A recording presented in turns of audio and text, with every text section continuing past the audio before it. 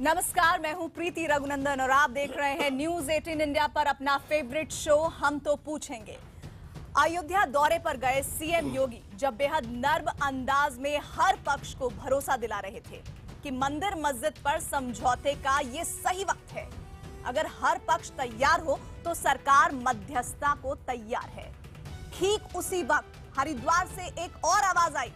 ये आवाज थी विश्व हिंदू परिषद के अध्यक्ष प्रवीण तोगड़िया की।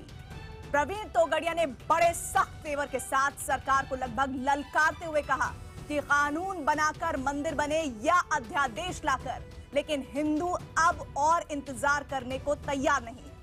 तोगड़िया मुस्लिम समुदाय से बातचीत को वक्त की बर्बादी मानते हैं। ऐसे में हम तो पूछेंगे में आज का पहला सवाल, प्रवीण तोगड़िया के सख्त लहजे का असल एजेंडा क्या है? सवाल नंबर 2, क्या तोगड़िया समझौते की कोशिश को पटरी से उतारना चाहते हैं? और सवाल नंबर 3, आखिर सीएम योगी और प्रवीण तोगड़िया के सुर अलग अलग क्यों है? इन सवालों पर हम बड़े पैनल से करेंगे बड़ी चर्चा, लेकिन पहले नजर आज के अहम घटनाक्रम पर। वहां मंदिर ही बनेगा, मंदिर के अलावा कुछ भी नहीं बनेगा। हम शीघ्र राम मंदिर चाहते हैं। अयोध्या में कोई नई मस्जिद नहीं बनने देंगे, ईंट नहीं रखने देंगे, और भारत में बाबर के नाम का कुछ भी खड़ा नहीं होने देंगे। विश्व हिंदू परिषद के राष्ट्रीय अध्यक्ष प्रवीण तोगड़िया का यह बयान धर्मनगरी हरिद्वार में परिषद के मार्गदर्शक मंडल की बैठक के बाद आया। हरिद्वार में यह बैठक उसी दिन हो रही थी जिस दिन मुख्यमंत्री योगी आदित्यनाथ अयोध्या में रामलला के दर पर मत्था टेकने पहुंचे थे। लेकिन तोगड़िया के गर्म तेवर के उलट सीएम योगी के तेवर बेहद नरम थे। मुख्यमंत्री की कुर्सी संभालने के बाद योगी का ये पहला अयोध्या दौरा था। इस दौरे में योगी ने जिस तरह समझौते और संवाद के जरिए राम मंदिर मसला हल करने की बात की, वो चौंकाने वाला था। अयोध्या में भगवान श्री राम की जन्मभूमि से संबंधित विवाद बातचीत के माध्यम से दोनों पक्ष समाधान का कोई मार्ग निकाल सकते हैं तो उत्तर प्रदेश सरकार इस संबंध में आपके साथ जहां आप कहेंगे वहां खड़ी रहेगी। 15 साल बाद अयोध्या गए किसी मुख्यमंत्री के मुंह से निकला यह बयान अहम है। इसे सुप्रीम कोर्ट के उस बयान की रोशनी में देखा गया जिसमें मुख्य न्यायाधीश ने आस्था से जुड़े इस मामले को आपसी बातचीत से और अदालत से बाहर हल करने की पेशकश की थी। हालांकि विपक्ष की निगाह में योगी के इस बयान में भी सियासत ही है। प्रयास हो रहा है कि मर्यादा पुरुषोत्तम राम को लेकर राजनीतिक फायदा बनाया जाए और चीजों से ध्यान हटे। अदालत इन सब लोगों के खिलाफ खड़ा हुआ है और कहता है कि हम अदालत में फैसला करेंगे कि क्या न्यायपूर्वक है और क्या नहीं है। देर हो दुरुस्त हो, ऐसा कुछ है एक कहावत। अब मामला सही दिशा में जा रहा है। मंदिर बनाने में भारतीय जनता पार्टी दिलचस्पी नहीं रखती है, वो केवल इसको राजनीतिक मुद्दा बनाए रखने में दिलचस्पी रखती है। हालांकि विपक्ष तोगड़िया के बयान के बजाय योगी के बयान को ही तरजीह दे रहा है, लेकिन तोगड़िया के रुख ने बीजेपी को ही बैकफुट पर डाल दिया है। पार्टी और मंदिर आंदोलन से जुड़े नेता अब इसे तोगड़िया का निजी बयान करार दे रहे हैं। तोगड़िया जी के अपने विचार हैं, पूरा देश स्वतंत्र है, यहाँ स्वतंत्र हैं सब लोग अपने विचार रखने में, परंतु अधिकतर संतों का यही मत है कि हम लोग होने वाले कार्य को बिगाड़े नहीं। जाहिर है एक खेमे से मंदिर मुद्दे पर विरोधाभासी बयानों का आना अच्छा संकेत नहीं है। अयोध्या से आ रही आवाज को अगर हरिद्वार से समर्थन नहीं मिलता तो ये गूंज दूर तक जाएगी। ऐसे में हम तो पूछेंगे, क्या मंदिर पर समझौता चाह रहे योगी के लिए वीएचपी का कड़ा रुख मुश्किल पैदा करेगा? और एक बार फिर से सुनिए आज का बड़ा सवाल। हमारा सवाल है कि क्या मंदिर पर समझौता चाह रहे योगी के लिए वीएचपी का कड़ा रुख मुश्किल पैदा करेगा? अगर आपका जवाब हाँ है तो HTP_Y लिखें। अगर आपका जवाब नहीं है तो HTP_N लिखें। आप अपनी राय 51818 पर भेज सकते हैं। ट्विटर पर आप अपनी राय #HTP और #राम मंदिर के जरिए दे सकते हैं।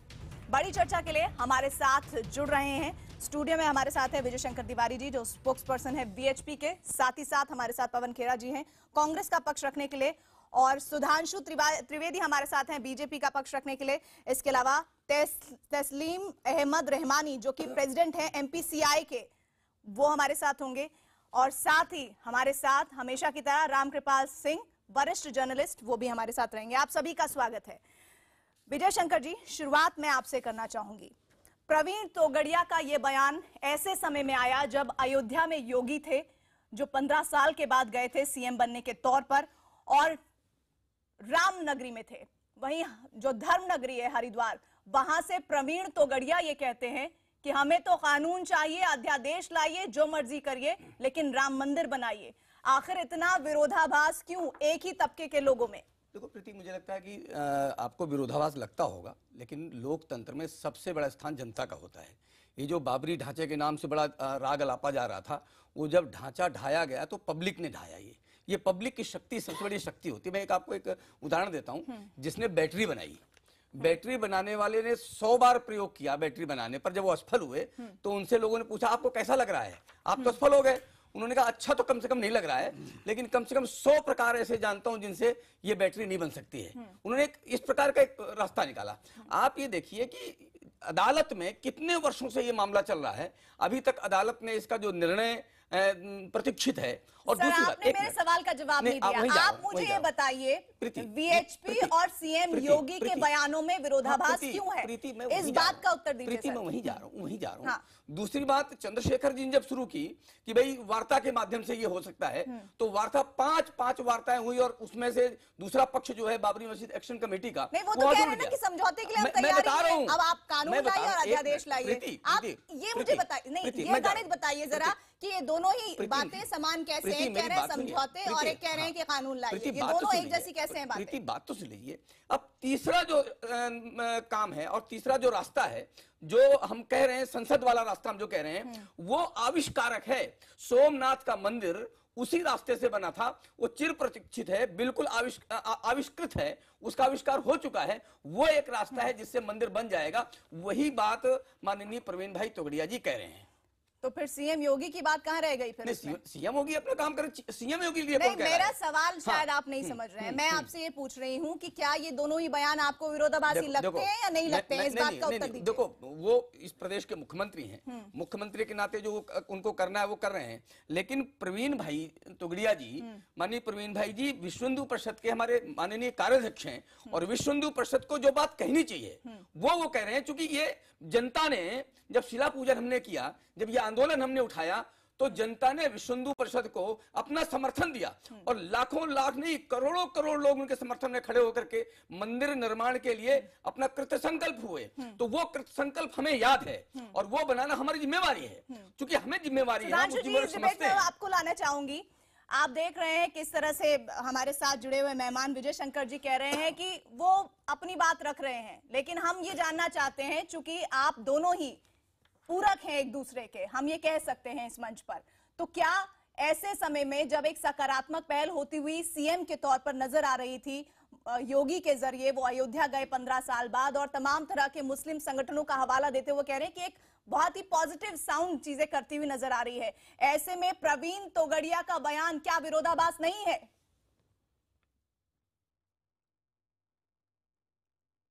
देखिए प्रीति जी, ऐसा है कि इसमें कहीं कोई विरोधाभास नहीं है। विश्व हिंदू परिषद का डे 1 से स्थापित स्टैंड है कि मंदिर वहां बनना चाहिए, और मंदिर वह हम मानते हैं कि वो जो ध्वस्त किया गया था वो शक्ति के द्वारा, बल के दम पर ध्वस्त किया गया था, तो वो चाहते हैं कि शक्ति से वो पुनर्स्थापित हो।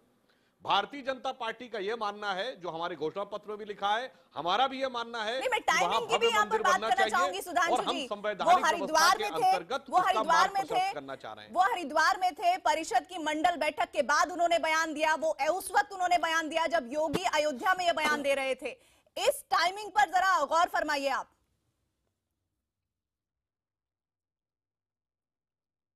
नहीं, मैं बहुत स्पष्ट करना चाहता हूं, योगी जी सीएम हैं, भारतीय जनता पार्टी के मुख्यमंत्री हैं। भारतीय जनता पार्टी ने अपने चुनाव घोषणा पत्र में 2 बातें स्पष्ट कही हैं। एक, हमारी यह इच्छा है कि भव्य राम मंदिर बने।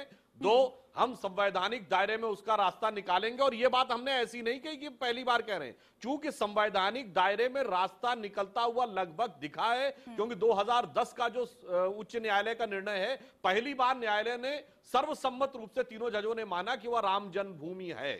और अभी तक लगातार 6-7 निर्णय 1949 से लेके 86, 89, 93 और 2010 राम मंदिर के पक्ष में आए हैं। इसलिए यह बात हमें कोई किंचित संदेह नहीं है कि वह विषय हमारे पक्ष में आने वाला है। आर्कियोलॉजिकल सर्वे के जो एक्सकेवेशन थे उसमें 80 से अधिक खंबे निकले, 7वीं शताब्दी तक के मंदिर के अवशेष निकले, उसी आधार के ऊपर 2010 का निर्णय है, इसलिए संवैधानिक दायरा भी आगे। योगी जी ने इसलिए बोला कि जब एक बार सर्वोच्च न्यायालय ने यह कहा कि बातचीत करके देखिए, तो हम न्यायालय के इस मंशा का सम्मान करते हुए एक मौका और बातचीत का देना चाहते हैं। साथ ही इस बात का भी उत्तर दे दीजिए, प्रवीण तोगड़िया के सख्त लहजे पर बीजेपी का क्या स्टैंड है? और न्यायालय के निर्णयों के बाद शायद बातचीत से कुछ समझौता नहीं। प्रवीण तोगड़िया वीएचपी के अध्यक्ष, उनके इस सख्त लहजे पर बीजेपी का क्या स्टैंड है?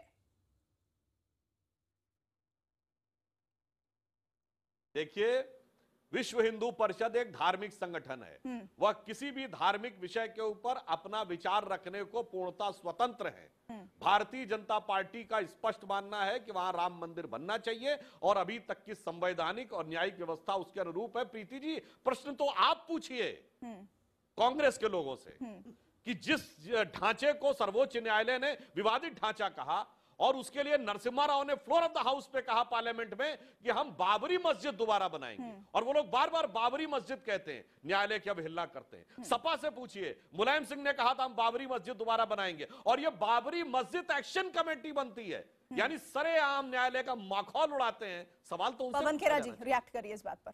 देखिए, ये चारों तरफ खेलेंगे, असली मुद्दे पे कभी नहीं आएंगे। 25 साल हो गए, रोज वादे करते हैं। आज हिंदुओं को जितना बड़ा धोखा सुधांशु त्रिवेदी जी की पार्टी ने दिया है, मैं विजय शंकर जी के लिए नहीं कहूंगा क्योंकि राजनीतिक उसमें नहीं है, सुधांशु जी की पार्टी ने जितना हिंदुओं को बड़ा धोखा दिया है, देश को जो दिया है वो तो हम बात करेंगे ही, क्योंकि आज चर्चा इस पर है, इसलिए इस पर मैं फोकस कर रहा हूं। इनकी एजुकेशनल इंस्टीट्यूशंस का एक कमिटमेंट थी, आज तक संघ इंतजार कर रहा है, इन्होंने कुछ नहीं किया। मंदिरों का जो कंट्रोल है सरकार के पास आज तक है, ये सबको बेवकूफ बनाकर, हम सबको तो बना ही रहे हैं। पूरे वर्ल्ड के मीडिया में, अंतरराष्ट्रीय अखबारों में क्या हेडलाइंस हैं आज?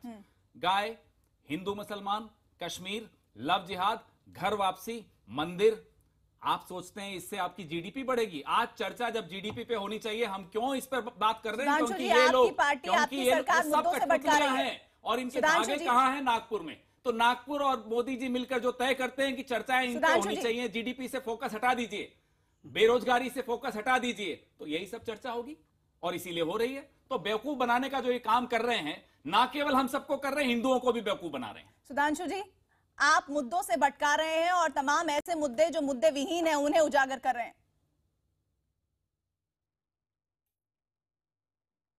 देखिए प्रीति जी, पवन खेड़ा जी ने एक भी तथ्यात्मक वाक्य नहीं बोला। जीडीपी उन्होंने ये तथ्यात्मक कहा नहीं कि है, हम बेवकूफ बना रहे हैं, जीडीपी तथ्यात्मक नहीं है, आपको नजर आती है, बेरोजगारी तथ्यात्मक नहीं है, भारत की विकास दर 7.5% है, आपकी सरकार तो के समय 4% थी, 6.1 पे ले आए हैं, नजर आ रहा, तो आपका 6.1 पे ले आए हैं, FDI ऑल टाइम हाई है, कोल का प्रोडक्शन, पावर का प्रोडक्शन, लाइव नेशनल रेलवे का निर्माण और सड़क का निर्माण ऑल टाइम हाई कभी नहीं करते हैं। पवन खेड़ा जी, मैं आपसे अनुरोध करता हूं, आप कृपया अपनी शैली में बदलाव लाएं, जो आप बीच में लगातार हस्तक्षेप करते हैं। तथ्य नहीं दिखता आपको? तथ्य कहां दिखता है आपको?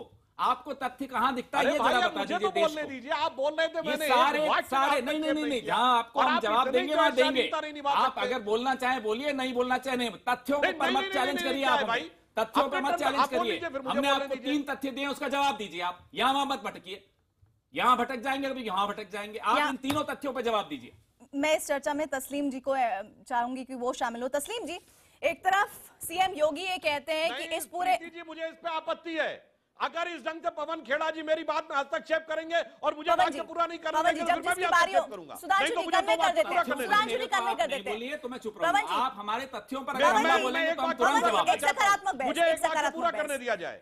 सुधांशु जी, नहीं, मैं तथ्य सामने रखना चाहता हूं। चलिए आप 30 सेकंड लीजिए, आप 30 सेकंड लीजिए, अपनी बात रखिए, फिर मैं तस्लीम जी के पास जाऊंगी। एक वाक्य जल्दी से। राम के नाम पे राजनीति क्या होती है वो आप समझ लीजिए। प्रीति जी, एक वाक्य मुझे करने दीजिए, एक वाक्य। देखिए, स्वर्गीय राजीव गांधी ने 1989 के लोकसभा चुनाव का श्री गणेश फैजाबाद से किया था राम राज्य का उद्घोष देके। हमने किसी चुनाव में ये राम राज्य की बात नहीं कही, और एक साल के अंदर 1990 में कार सेवकों की हत्या करने वाली मुलायम सिंह की सरकार को समर्थन देके बचाया। 12 महीने में ये पलटी। ये होती है राजनीति, ये है तथ्य। पवन खेड़ा जी इस पर जवाब दे। मैंने जिन तथ्यों का बात की, पहले तो आप उसका जवाब दीजिए, क्योंकि मेरा आप पर आरोप है कि जब भी आप कोई और समस्या का समाधान नहीं कर पाते, इस तरह की डिबेट शुरू कर देते हैं जिसमें जनता का ध्यान बंट जाए और जनता आपस में बंट जाए। बांटो लोगों को और ध्यान बटाओ लोगों का, बस आपकी यही राजनीति है, पिछले 3 साल से दिख रही है। और लंबे इतिहास में जाना है तो कब कब आपने मुलायम सिंह जी से समर्थन लिया, कब कब दिया, उस पर मैं भी चर्चा करने को तैयार हूं। नीतीश जी को कहिए एक नई चर्चा कर दें, जिस दिन चाहे उस दिन आ जाऊं। सब्सटेंटिव वर्ड नहीं आया है आपके स्टेटमेंट में। आपने मेरे तथ्यों के बारे में प्रश्न जो मैंने किया, आपने दोनों ने एक दूसरे पर आरोप प्रत्यारोप रख दिए, अपने अपने वक्त ले लिए। अब मैं तस्लीम जी को चाहूंगी कि इस चर्चा में वो शामिल हो। तस्लीम जी, एक तरफ सीएम योगी कहते हैं कि समझौते की उम्मीद नजर आ रही है, मुस्लिम संगठन बहुत ही सकारात्मक है, वहीं दूसरी तरफ प्रवीण तोगड़िया वीएचपी संगठन के अध्यक्ष कहते हैं कि कानून लाएंगे और राम मंदिर बनाएंगे, इसके अलावा कुछ नहीं। जब इस तरह की दो तरह की बातें आप सुनते हैं तो आपके मन में अल्पसंख्यक समुदाय के भीतर किस तरह का विचार आता है?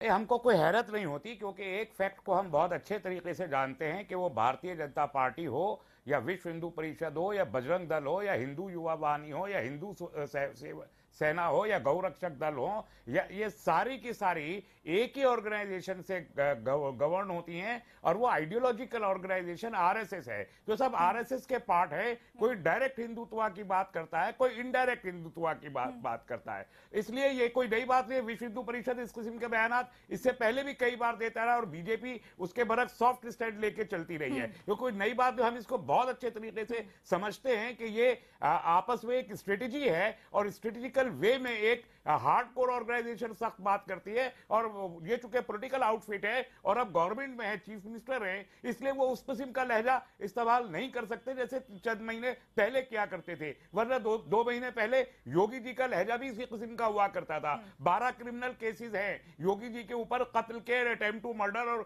और इस किस्म के सारे सब मुसलमानों के खिलाफ ये उन्होंने क्राइम कर रखे हैं। लेकिन आज वो एक संवैधानिक पद पे है, वो जबान नहीं बोल सकते। लेकिन वीएचपी संवैधानिक पद पे नहीं है, इसलिए उनको आजादी है कि वो किसी अंदाज से भी बोले। जहां ये आपने बहुत वैलिड पॉइंट उठाया, इस पर मैं चाहूंगी कि रामकृपाल जी रिएक्ट करें। तस्लीम जी, आपने एक बहुत बुनियादी बात उठाई है, उसको मैं चाहूंगी। जब आप पद में नहीं है, जब आप सत्ता में नहीं है, तब आपका स्टैंड कुछ और है, और जब आप सत्ता में है तो आप सत्ता की मजबूरियों को समझते हुए उस हिसाब से रिएक्ट करते हैं। रामकृपाल जी। जी प्रीति जी, इसमें ये तो बिल्कुल सही है। एक जब आदमी सत्ता से बाहर होता है तो उसका व्यवहार अलग होता है, जब आप सत्ता में होते हैं तो जिम्मेदारियां बधी होती हैं। देश के तमाम कानून, संविधान, उससे बहुत सारी चीजों से होते हैं। देखिए, मैं एक बात बताऊं, बीजेपी कहेगी नहीं और बीएचपी भी इस बात को नहीं कहेगी, लेकिन मैं ये बात बहुत साफ कह रहा हूं कि मैं इसको बीएचपी का आधिकारिक बयान नहीं मानता। ये तोगड़िया की निजी खुंदक है, और ये निजी खुंदक उनकी आज से नहीं है। मोदी जी जब गुजरात के सीएम हुआ करते थे तब से उनकी खुंदक है। अच्छी तरह से बीएचपी भी जानती है, संघ भी जानता है कि अभी जो आज की तारीख में जब मंदिर की बात अभी 2 दिन से उठ रही है, इसके पहले जो सर्वे आए हैं, 3 साल मोदी के पूरे हुए हैं, जो भी एजेंसियों ने सर्वे किया है, मैं टाइमिंग पर सवाल कर रही थी। नहीं, मैं आखिर ये टाइमिंग क्यों चुनी गई? देखिए, इसीलिए कह रहा हूं कि देखिए, कहीं ना कहीं से ये बातें आएंगी भी, उठेंगी भी, लेकिन फिर मैं कह रहा हूं, जो मैं एक बात कहने जा रहा था कि मोदी पर अगर जनता का विश्वास है, 60% लोग ये बात मान रहे हैं कि मोदी पर भरोसा है, तो वो भरोसा इसलिए नहीं है कि बीजेपी संविधान के बाहर जाकर के मंदिर बनवाएगी। वो भरोसा इसलिए है कि जो मोदी ने 3 साल में काम किया है, योगी पर इसीलिए मैं बता दूं आपको, जैसे एजेंडे के तहत कहा गया है। रामकृपाल जी, आपकी इसी बात को आगे हम ले जाएंगे।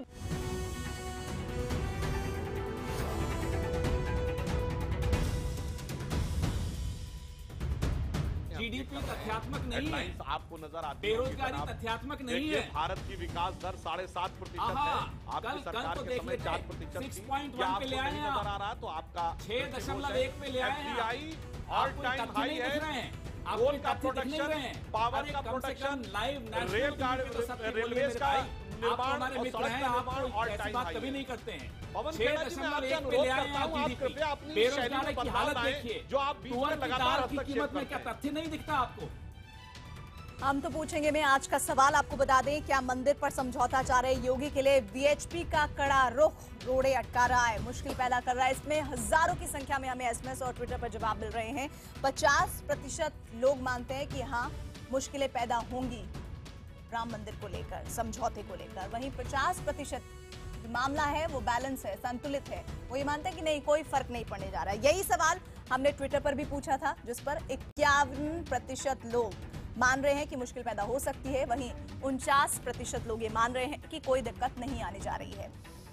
विजय शंकर तिवारी जी, जिस बात पर रामकृपाल जी ने ब्रेक से पहले छोड़ा था, उस बात से ही मैं चर्चा को आगे बढ़ाना चाहूंगी। उन्होंने कहा कि योगी पर नहीं, निशाना कहीं और है। निशाना साधा जरूर गया है, किसी तरह का अंतर विरोध आपको भले ही ना लगे, वो निशाना कहां साधा गया है, टाइमिंग के मद्देनजर बताइए। और आखिर ये किसकी खुंदस है जो योगी साहब के बयान के बाद निकल रही है?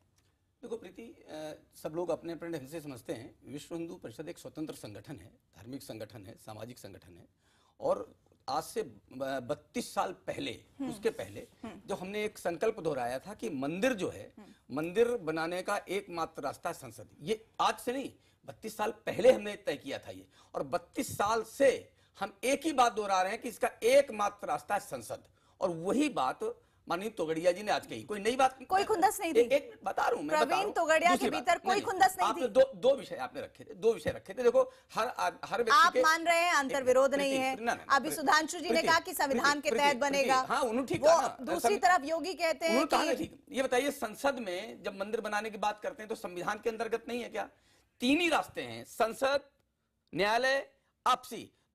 अगर ये जब संसद की बात करते हैं वो संवैधानिक है। दूसरी बात, आपने दूसरी बात की, मैं दोनों को उत्तर दे देता हूं कि आज क्यों चुना। तो ये जो बैठकें होती हैं, ये पूजनीय संतों के साथ बैठने की बैठकें होती हैं, ये बड़ी बड़ी संस्थाओं में 3 दिन में तय नहीं होती है, ये 6-6 महीने पहले तय हो गई थी। जब उत्तर प्रदेश की सरकार नहीं बनी थी, उसके पहले तय हो गई थी कि ये वहां पर जाकर के संतों की एक बैठक करनी है। तो संतों की बैठक में मंदिर की चर्चा, और मंदिर की चर्चा में 32 साल पुराना जो हमारा संकल्प है उसको दोहराना, ये पहली बार भी दोहरा रहे हैं।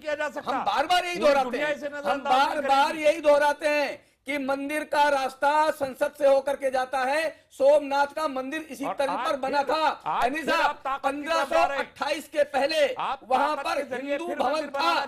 2010 में जो 3 माननीय न्यायालयों ने निर्णय दिया था, यह निर्णय था कि 1528 से पहले वहां पर हिंदू भवन था, हिंदू मंदिर था। जब वो बिल्कुल तथ्य सही है तो इसके बाद अब क्या दिक्कत रह जाती है? आप लोग अनावश्यक उसमें डंडा डाल करके, एक बार आप कहते हैं गंगा जमुनी तहजीब, भाईचारा बढ़ाइए, और हिंदुओं के आराध्य देवता का मंदिर नहीं बनने देते। आप कौन सी गंगा जमुनी तहजीब की बात करते हैं? कौन सी भाईचारा? आप हमसे भाईचारा की अपेक्षा करते हैं। अगर भाईचारा की अपेक्षा करते हैं तो आगे बढ़ करके आइए, आगे बढ़ करके आइए और मंदिर निर्माण में सहयोग करिए, तब हम भाईचारे की बात मानेंगे। या कोई भी भवन था, ये किसी सूरत में नहीं, ये न्यायालय, देखो आपके ही बाबरी एक्शन कमेटी के सैयद साबुद्दीन ने कहा था, अगर वहां पर मंदिर के कोई तथ्य मिल जाएंगे हम अपना दावा छोड़ देंगे। पुरातत्व विभाग ने वहां पर जो तथ्य निकाले, सारे के सारे सर्वेक्षण में मंदिर निकला। उसको जब आप लोग मानते ही किसी बात को नहीं है, मानते ही नहीं किसी बात को, तो उसका क्या मतलब है?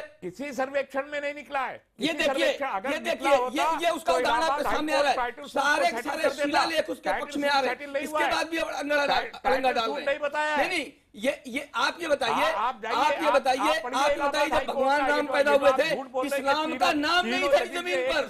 भगवान राम जब पैदा हुए थे, इस्लाम का नाम नहीं था, तो मस्जिद कहां से आ गई? वहां पर मस्जिद कहां से आ गई? मस्जिद कहां से आ गई? और अयोध्या में भगवान राम पैदा हुए, वो जन्मभूमि उनकी है, ये भारत भी जानता है, दुनिया भी जानती है। इसके बाद भी आप न करते हैं तो भाईचारे की बात करते हैं, गंगा जमुनी तहजीब की बात करते हैं आप। कौन सी गंगा जमुनी तहजीब की बात करते हैं आप? अगर गंगा जमुनी तहजीब की बात करनी है तो मंदिर निर्माण में आप सहयोगी बनिए, इसके बाद गंगा जमुनी तहजीब की बात करिए। प्रवीण तोगड़िया का ये बयान कोई नया बयान नहीं है, वो तो ऐसा बयान देते रहते हैं। तिवारी जी को आपने सुना, टाइमिंग को लेकर सवाल किया गया, उन्होंने कहा कि इस तरह की बैठक होती है और इस तरह के बयान दिए जाते हैं। क्या सच्चाई यहीं तक सीमित है या वाकई प्रवीण तोगड़िया के भीतर किसी तरह की खुंदक है? निशाना भले ही योगी बन रहे हैं, निशाना उनका कहीं और है। नहीं, बिल्कुल इसमें बहुत ज्यादा राजनीति भी है, इसमें ऐसी कोई बात नहीं। मैं विजय शंकर जी की बात से बिल्कुल असहमत हूं, और जो आप लोग कह रहे हैं इसमें बिल्कुल बिल्कुल निशाना कहीं और है। वो आज से नहीं, उनकी प्रॉब्लम कई सालों से चल रही। गुजरात से समस्या शुरू हुई है उनको मोदी जी से, और वो चल रही है। खैर, मैं इस डिबेट में नहीं जाना चाहता, जो क्योंकि इनका आंतरिक मसला है, हैं तो सब एक ही परिवार के लोग। हमेशा एक आप देखिए कॉम्बिनेशन बना के चलते हैं लोग।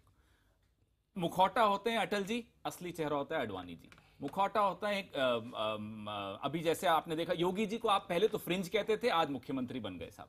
तो अब प्रवीण तोगड़िया जी गरम दल, गरम पंथी, गरम बात कर रहे हैं, और आगे आदित्यनाथ जी कॉन्सेंसस बिल्डिंग की बात कर रहे हैं। तो ये इस बात का सत्य हम लोग अच्छी तरह से जानते हैं कि असली चेहरा एक ही है।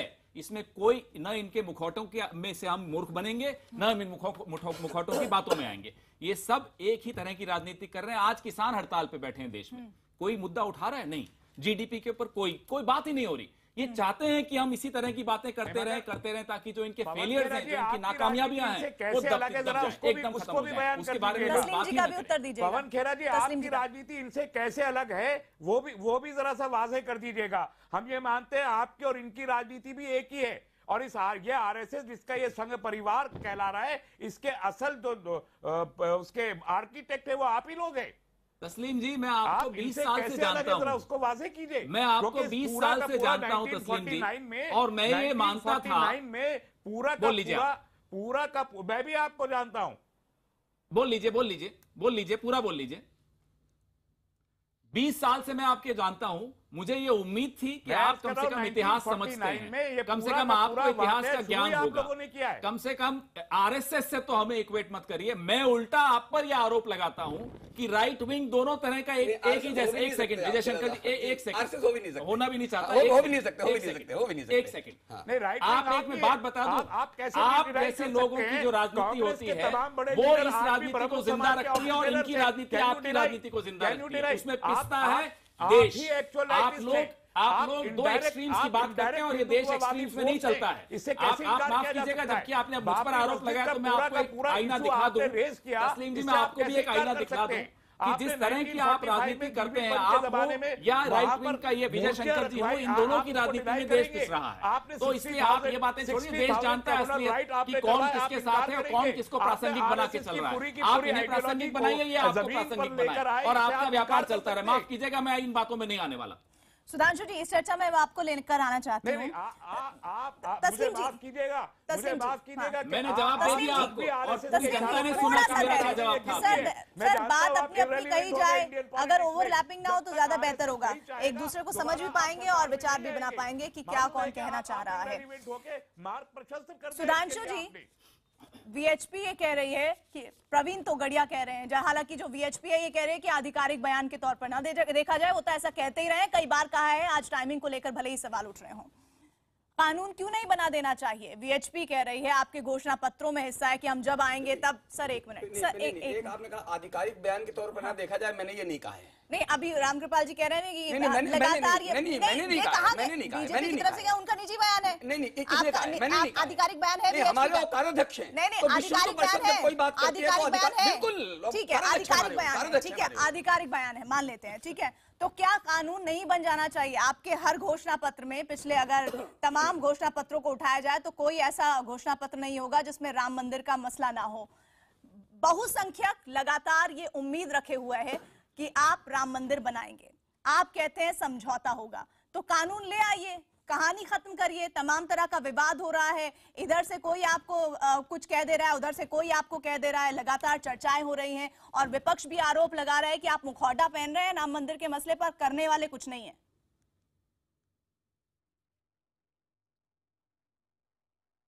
देखिए प्रीति जी, एकदम आश्वस्त रहिए कि भव्य राम मंदिर बनेगा, समझौते से बनेगा, कानून से बनेगा, संविधान के अनुरूप बनेगा, ये भी बताइएगा।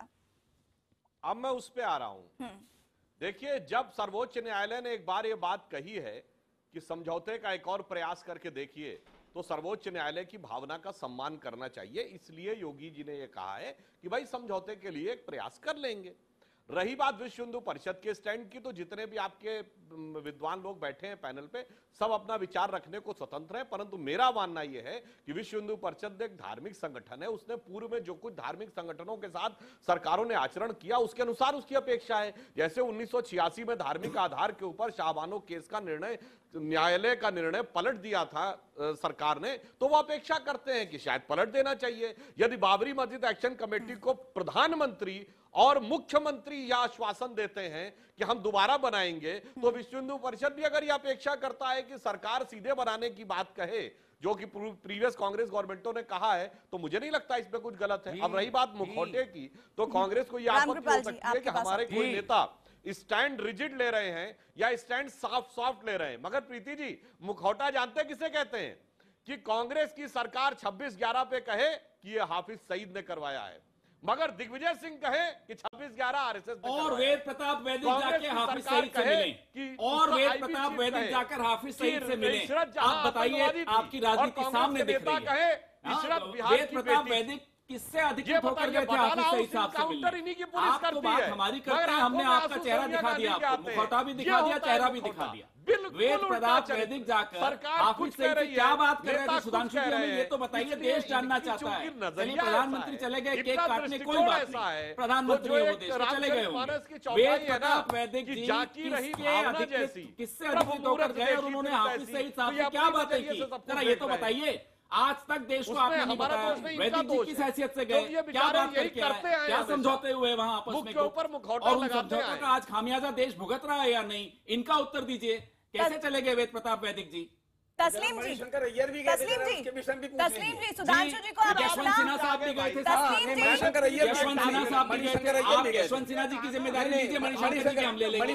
आप पहले यशवंत सिन्हा जी की जिम्मेदारी लीजिए, मणिशंकर जी हम ले लेंगे। पहले तो आप यशवंत सिन्हा जी क्यों गए? तस्लीम जी, सुधांशु जी की आपने बात पर गौर फरमाया। कांग्रेस अध्यक्षा का बयान कोट किया है। तस्लीम जी से मैं 30 सेकंड का कमेंट लेना चाहूंगी। उन्होंने कहा कि राम मंदिर तो भव्य बनेगा। तस्लीम जी, इस पर आपका रिएक्शन 30 सेकंड में। सुधांशु जी, मैं चाहूंगी आपके इस बात का उत्तर ले लेते हैं तस्लीम जी से। तस्लीम जी, प्रीति जी, हम ये बात बहुत अच्छे तरीके से जानते हैं और समझ चुके हैं कि तमाम फोर्सेस इस मुल्क की, अपोजिशन भी खत्म की जा चुकी है, कम्युनिस्ट ग्रुप भी खत्म हो चुके हैं। आज की पॉलिटिक्स ये है कि कांग्रेस और बीजेपी एक दूसरे को पोजीशन और अपोजिशन में प्रमोट कर रही है, और उस सूरत इस पॉलिटिकल सिचुएशन में ये बिल्कुल तय है कि बाकी तमाम फोर्सेस, पॉलिटिकल फोर्सेस इररेलेवेंट हो गई है, social and cultural groups irrelevant हो गए। ऐसे में मंदिर बनाने के लिए जितनी ताकत का कानूनी, दस्तूरी और आईनी इस्तेमाल बीजेपी और उनके तमाम हमनवा कर सकते हैं, यकीनी तौर पर करेंगे। लेकिन हमारा स्टैंड सिर्फ ये है, सुप्रीम कोर्ट या पार्लियामेंट जिसके जरिए भी बने राम मंदिर, दुनिया को ये मालूम होना चाहिए कि वो हिंदुस्तान जिसे सेकुलर हिंदुस्तान कहा जाता है, उसमें एक माइट के जरिए, मसल फोर्स के जरिए एक मस्जिद को शहीद किया जाता है, और उसी माइट को कॉन्स्टिट्यूशनल माइट में तब्दील करके वहां मंदिर बनाया जाता है। सारी दुनिया को इस हिंदुत्व और इस हिंदू राज का इल्म होना चाहिए, ये हम चाहते हैं। चलिए, आपकी इसी बात पर रामकृपाल जी का भी रिएक्शन लूंगी। पवन जी, मैं आपके पास भी आऊंगी।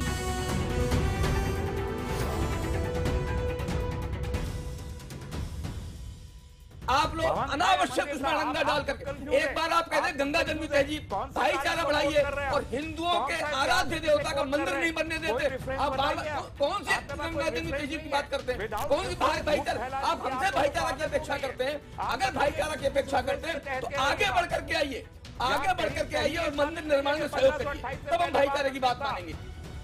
एक बार फिर से आपको आज का सवाल हम बता दें, क्या मंदिर पर समझौता चाह रहे योगी के लिए बीएचपी का कड़ा रुख, जिसे अभी तिवारी जी ने आधिकारिक बयान कहा है प्रवीण तोगड़िया का बीएचपी की तरफ से, मुश्किल पैदा करेगा? इसमें हजारों की संख्या में हमें उत्तर मिल रहे हैं। 53% लोग मान रहे हैं कि हाँ, बीएचपी का कड़ा रुख मुश्किल पैदा कर सकता है। वहीं 47% लोग कह रहे हैं नहीं, इससे कोई दिक्कत नहीं आने जा रही है। वहीं यही प्रश्न हमने ट्विटर पर भी पूछा था, जिस पर हमें एक बड़ा बदलाव दिखा है। 3% कम हो गए हैं लोग जो बोल रहे हैं बीएचपी का कड़ा रुख मुश्किल पैदा नहीं करेगा। उसमें 48% लोगों की हिस्सेदारी है। वहीं दूसरी तरफ 52% लोग कह रहे हैं कि किसी तरह की मुश्किल पैदा नहीं करने जा रहा है। रामकृपाल जी, मैं सीधे आपका रुख करूंगी। बीजेपी ये कह रही है, सुधांशु जी ये कह रहे हैं कि किसी तरह का अंतर विरोध नहीं है, आधिकारिक बयान है प्रवीण तोगड़िया का, वीएचपी का एक क्लियर स्टैंड है। ऐसे में इन दो बयानों के बीच मैसेज क्या जा रहा है जनता के भीतर राम मंदिर को लेकर? देखिए, अभी मैं फिर कह रहा हूं कि जनता के भीतर मैसेज आज की तारीख में इसका कोई पैमाना तो मेरे पास नहीं है कि अचानक इनके तोगड़िया का बयान कहने से पूरी की पूरी वो सारे जनता उसके पक्ष में खड़ी हो गई है। ये तो मैं एक बात कह रहा हूं कि इस मुल्क में कुछ इस तरह के भी लोग हैं जो एक तर्क के बाद ही सच को मानते हैं। बार बार ये बात हो रही है कि संसद बनाए, इसमें संसद बनाए। मैं सवाल ये करता हूं कि अगर आज बीजेपी मान भी ले कि चलो हम कोई कानून ऐसा लाते हैं, पहली बात तो यह है कि जो लोग शाहबानों की बात करते हैं, याद रखिए शाहबानों पर फैसला अदालत सुना चुकी थी और राजीव गांधी के पास 400 सीटें थी, राज्यसभा और लोकसभा दोनों में बहुमत था, तब यह कानून बना। दूसरी बात यह है कि यह मैटर सब जुडिस है, जिसमें सरकार खुद एक पार्टी है अदालत में, और अदालत ने आपको सिर्फ 2 ऑप्शन दिए हैं कि या तो समझौते से हल निकालिए, नहीं तो अदालत है। तीसरा कोई विकल्प नहीं दिया है कि आप ये करके आइए। और दूसरी, मैं इसलिए कह रहा हूं कि इतने बड़े मुद्दे पर मैटर अदालत में चल रहा हो और संसद कोई कानून पास कर ले, याद कीजिए 42nd अमेंडमेंट को याद कीजिए, 2 चीजें सुप्रीम कोर्ट ने स्टक कर दी थी, जिसमें यह था कि अदालत के इसको चैलेंज नहीं किया सकता, इस कानून को अदालत ने उसको काट दिया कि कोई भी कानून ऐसा आप नहीं बना सकते जिसमें कहें कि अदालत में चैलेंज नहीं होगा। तो पहली बात यह है कि सुप्रीम कोर्ट को नाराज करके या सुप्रीम कोर्ट के बाहर जाकर के कोई कानून, जरा तोगड़िया जी भी बता देते हैं ना कि उसका प्रोसेस क्या होता है। मैं केवल ये कहता हूं कि इस तरह के बयानबाजी गंभीर नहीं होती है। चूंकि बीजेपी एक धर्म संकट में है कि वो ये दिखाना भी नहीं चाहती है, कोई फ्रंट नहीं खोलना चाहती बीएचपी के साथ कि अभी कोई आधिकारिक बयान दे दे।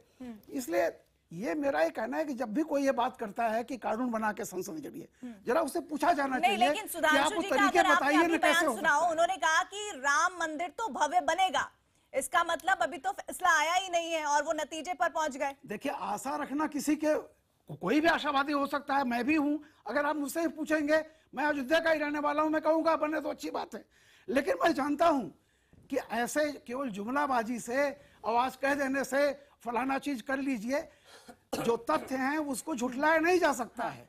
आप बताइए ना, कभी इतने बड़े मुद्दे पर इस देश की संसद ने मामला अदालत में विचाराधीन हो, कब ऐसा ना कानून बनाया संसद ने? विजय शंकर जी, आपको इस पर रिएक्ट करना चाहिए। कानून बनाएंगे जब मामला सब जुडिस है, तो आप किस आधार पर कह रहे हैं जब कोर्ट ने ही 2 विकल्पों पर गौर फरमाने को कहा है? देखो, ऐसा है कि ये देश की 80% हिंदू जनता की आस्था का सवाल है, और आस्था के सवालों पर न्यायालय कैसे निर्णय देगा? सर, विरोधी कहते हैं आस्था से आप खिलवाड़ी करते रहते हैं। अभी वो कह रहे थे कि जनता सर्वोपरि है। इस देश की जनता, जिस देश की 80% जनता राम मंदिर के लिए कृतसंकल्प है, और उस जनता, तो न्यायालय भी उसके ऊपर बात नहीं कर सकता है। और सबसे बड़ी बात आस्था, और बड़ी बात आस्था का विषय, आप कहते हैं कि संसद में पारित नहीं हो सकता है, तो देखिए, इस ये देश में कितने रास्ते निकल सकते हैं? वो न्यायिक जो विधि व्यवस्था है, वो इस सारे विषय को जानते हैं। जैसे माइट के जरिए मस्जिद शहीद की, वैसे उसी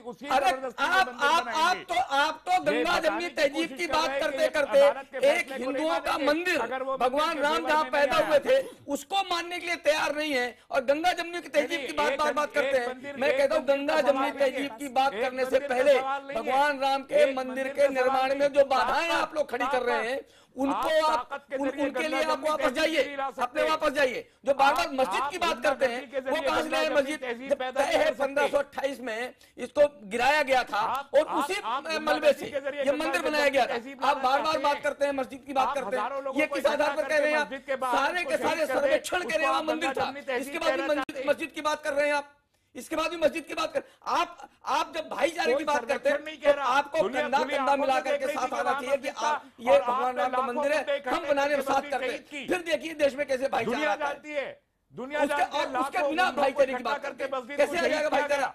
मस्जिद खड़ी हुई थी खुली आंखों, दुनिया ने देखा। कौन सी मस्जिद? कौन उसमें जाता था नमाज पढ़ने जाते थे आप? नमाज पढ़ने जाते थे। कोर्ट ने कहा कि वहां पर मंदिर था, कोर्ट ने तय कर दिया कि जहां भगवान राम विराजमान है वो मंदिर है। इसके बाद आप कैसे मस्जिद कह सकते हैं? विजय शंकर जी, कोर्ट ने मस्जिद को भी दिया है कोर्ट ने मस्जिद को और भी एक मेरे हिस्सा बड़े दिया भाई है, भूलिए सुधांशु नहीं। जी से मेरा एक प्रश्न है कि कल सुधांशु को जी, मैं आ अगर रही हूं आपके पास, हाँ। कल को कोर्ट ने अगर सर्वोच्च टाइटल न्यायालय डिसाइड नहीं किया आपके है। विरोध में निर्णय देता है, आप विजय शंकर जी और सुधांशु जी आप बताइए फिर आप क्या करेंगे? किसी काल्पनिक प्रश्न का उत्तर नहीं दिया जा सकता। काल्पनिक बातें मत ये करें। किसी आप काल्पनिक ये प्रश्न गलत का बात- उत्तर नहीं आप दे बच सकते। के भाग नहीं आप सकते। काल्पनिक प्रश्न कर आप रहे हैं। बच के आप भाग नहीं काल्पनिक प्रश्न सकते। कर रहे हैं। आप इसका किसी भी काल्पनिक उत्तर दे प्रश्न का दीजिए। नहीं, आप काल्पनिक उत्तर दे प्रश्न दीजिए। का काल्पनिक अरे उत्तर नहीं दे सकते। आप क्यों आप कमिटमेंट काल्पनिक से कर प्रश्न रहे कर रहे हैं? हैं। आप काल्पनिक कमिटमेंट प्रश्न से कर कर रहे हैं? आप कमिटमेंट काल्पनिक करके किसी भी कमिटमेंट का कोई उत्तर नहीं विजय होता। शंकर जी, सुधांशु जी 80% चूंकि जनता सत्ता को में है। आप जवाब दीजिए सुधांशु कि जी, अगर पवन निर्णय जी गलत के आ इस जाता है, प्रश्न आपके का खिलाफ उत्तर- आ जाता है, तो आप क्या करेंगे? ये काल्पनिक प्रश्न है आपका, ये काल्पनिक क्या काल्पनिक होता है? प्रश्न है। रिएक्ट करने का तो हक है काल्पनिक ना। प्रश्न है, जवाब काल्पनिक दीजिए। प्रश्न का उत्तर कौन आप कैसे देगा? काल्पनिक उत्तर दे जी, दीजिए। रिएक्ट करने काल्पनिक का तो उत्तर हक दे किसी दीजिए। को है ना। उन्होंने सवाल पूछा, सुधांशु जी उत्तर देना चाहते हैं। सुधांशु जी,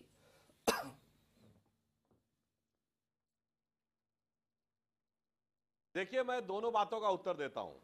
एक बात तो इन्होंने कहा कि निर्णय आएगा, तो शायद पवन जी को याद रखना चाहिए कि 30 सितंबर 2010 को इलाहाबाद उच्च न्यायालय की लखनऊ खंडपीठ के निर्णय में तीनों जजों ने सर्वसम्मत यह स्वीकार कर लिया है कि केंद्रीय गुंबद के नीचे का स्थल गर्भगृह राम जन्मभूमि है। तो इस केवल 1/3 और 2/3 मालिकाना हक पे बात है। तो मैं उनसे पूछना चाहता हूं, जो स्थल न्यायालय द्वारा प्रमाणित हो गया कि राम जन्मभूमि है, उस पे आप क्या चाहेंगे? क्या राम जन्मभूमि बने या कुछ और बने? सत्ता में हैं, जिसको तथाकथित बाबरी मस्जिद सत्ता में हैं और 80% जनता की बात विजय शंकर जी करते हैं और आपने अपनी कॉन्स्टिट्यूएंसी को वादा किया है। मैं आपसे पूछता हूं, अगर आपके विरोध में निर्णय आता है तो आप क्या करेंगे? सत्ता में आप पूछे हमसे, ये क्या मतलब है? लगातार आप निर्णय लेने की क्षमता आप में है। देखिए, दिसंबर मेरे को एक और प्रश्न है मेरा आपका, न्यायालय के आदेश से कि आप पूरे देश में बीफ बैंक करिए, लाइए पार्लियामेंट में लाइए, चलिए देखते हैं, करिए ना, करते क्यों नहीं है? अरे आप खोखली बातें मत करिए, जो कहते हैं वो करिए। में ढांचा गिरने हर के चीज बाद को जुमला बना दिया आपने, बीफ बैंक को भी जुमला बना दिया। हिंदू आपकी तरफ देख रहा है कि आप देखते हैं पूरे देश में बीफ बैंक करिए, मेघालय में भी करिए, अरुणाचल में भी करिए, मणिपुर में भी करिए, गोवा में भी करिए, केरला में भी करिए और कर्नाटक और आंध्र प्रदेश में भी करिए। आप कानून क्यों नहीं 282 सीटें लेकर आप क्या कर रहे हैं? कि कुछ और GDP गिरा दी, चलो कोई बात नहीं, माफ कर देगी जनता प्रवंचना आपको। कही जा बेरोजगारी उसमें भी माफ कर देगी आपको। जो आपके अपने मुद्दे हैं उन पे तो आप कुछ जवाब दीजिए, मंदिर बनेगा या नहीं, बीफ बैन होगा या नहीं, लाइए कानून। और अगर सर्वोच्च न्यायालय आपको खिलाफ भी जाता है तो आप क्या करेंगे? उसका जवाब ही नहीं दे पा रहे हैं आप। विजय शंकर जी भी बोल रहे हैं नहीं काल्पनिक है, आप अजीब बात कर रहे हैं, कहीं और रास्ते पे निकल गए। जवाब दीजिए, आप इन दोनों प्रश्नों का जवाब है ही नहीं आपके पास। तो आज आपको ये पूरे 80% हिंदू भी आपको ये टीवी के जरिए देख रहे हैं कि आप उत्तर देना नहीं चाहते कि अगर सर्वोच्च न्यायालय आपके खिलाफ काम करता है तो आप उसका आपके पास कोई सोल्यूशन नहीं है, कोई सुझाव नहीं है। जनता तो रो रही है, क्योंकि उत्तर नहीं दे पा रहे तो जनता रो रही है, जनता रो रही है और 2019 में रुलाएगी आपको। इस बीच में तस्लीम जी, जनता और प्रदेश की जनता ने निर्णय दे दिया। जब राम मंदिर आंदोलन शुरू हुआ तो आप 414 पे थे, आज 44 पे हैं। आप हम भूल जाइए वो सब बातें, आज की बात करिए, आज की। और अगर कल सर्वोच्च न्यायालय आपके विरोध में निर्णय देता है तो जनता को आप जवाब नहीं दे पा रहे हैं यहाँ बैठे बैठे। तस्लीम जी से मैं ये चाहती हूँ इस बार जवाब। तस्लीम जी, आप देख रहे हैं पूरा घटनाक्रम, प्रवीण तोगड़िया का बीएचपी की तरफ से आधिकारिक बयान जिसमें वो कह रहे हैं कि कानून लाएंगे, अध्यादेश लाएं और राम मंदिर बनाएं। वहीं दूसरी तरफ समझौते की कोशिश है सीएम योगी। मैं इस बात से एक बार फिर से आपको रूबरू कराना चाहूंगी, वो ये कि मुस्लिम तबके में इस पूरे घटनाक्रम के मद्देनजर क्या संदेश जा रहा है?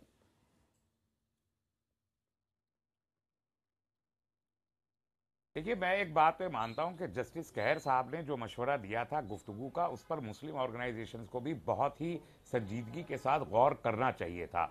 एक बात मैं जाती तौर पर भी समझता हूं और बहुत बड़ा तबका हम लोगों में है जो ये समझता है कि बाबरी मस्जिद के मामले में कांग्रेस और बीजेपी ने डायरेक्ट इनडायरेक्ट एक दूसरे को सपोर्ट करके इस मामले को इतना डिटोरिएट किया है कि अब इसको मस्जिद के पक्ष में जाना बहुत आसान महसूस नहीं होता। ऐसे में गुफ्तगू कर लेना ही सबसे ज्यादा अक्लमंदी है और मैं समझता हूं यही वजह है कि जस्टिस कहर साहब ने बातचीत करने का मशवरा दिया है और इस पर गौर करना चाहिए। लेकिन अगर नहीं आता तो ये लोग बहुत वाज़ेह है इस मामले में और कांग्रेस के पास कोई भी इसका जवाब कांग्रेस के पास भी नहीं होगा जो पवन खेरा जी पूछ रहे हैं कि अगर कोर्ट ने मंदिर के हक में फैसला नहीं दिया तो क्या होगा। जाहिर है कि उसके पवन बाद खेड़ा जी, पार्लियामेंट में चलिए आप भी जाएगा। उत्तर दे दीजिए, फिर मैं रामकृपाल जी के पास रामकृपाल जी तो बात में चाहूंगी कि आप इस पूरी चर्चा का रामकृपाल जी सर उत्तर आपके पास भी नहीं है, उनके पास भी नहीं है। रामकृपाल जी रामकृपाल जी आपने पूछा, आपसे किसी और ने पूछ दिया, आपके पास भी उत्तर नहीं है। रामकृपाल जी पॉजिटिव नोट इस पूरे मामले का, इस पूरी चर्चा का। देखिए अदालत में जब दोनों पार्टी जाती है तो ये प्राइमरी बात होती है कि जो भी फैसला आएगा वो दोनों को मान्य होगा। ये अदालत में जाने का है, क्योंकि देखिए न्याय शास्त्र का एक सिद्धांत है कि वन कैन नॉट बी जज इन हिज ओन कॉज। सवाल इस बात का है कि अगर आपको मानना नहीं है, अगर आपके खिलाफ, तो आप अदालत में गए क्यों हैं? इसका मतलब आप डिक्टेट करेंगे कि यही होना चाहिए? जी नहीं, ऐसा नहीं है। ये जो सरकार में जिम्मेदार पदों पर बैठे लोग हैं वो इस बात को समझते हैं, लेकिन वो एक उम्मीद उनको है कि चूंकि इलाहाबाद हाई कोर्ट का फैसला पक्ष में आया था, इसलिए कोई सहमत ये फैसला आएगा इनके पक्ष में, लेकिन वो पूरी तरह से सिर्फ कुल मिलाकर ऐसा नहीं था मामला कि कोर्ट में है। और ऐसे में अगर कोई भी किसी भी तरह से, चाहे सीएम योगी हो या फिर कोई और नेता हो, सकारात्मक कोशिश करता नजर आता है तो हमें उसका स्वागत करना चाहिए, ना कि उस पर और कड़े तेवर दिखाने चाहिए, जैसा कि प्रवीण तोगड़िया ने दिखाया। क्या ये करना सही है, गलत है, ये जनता पर फैसला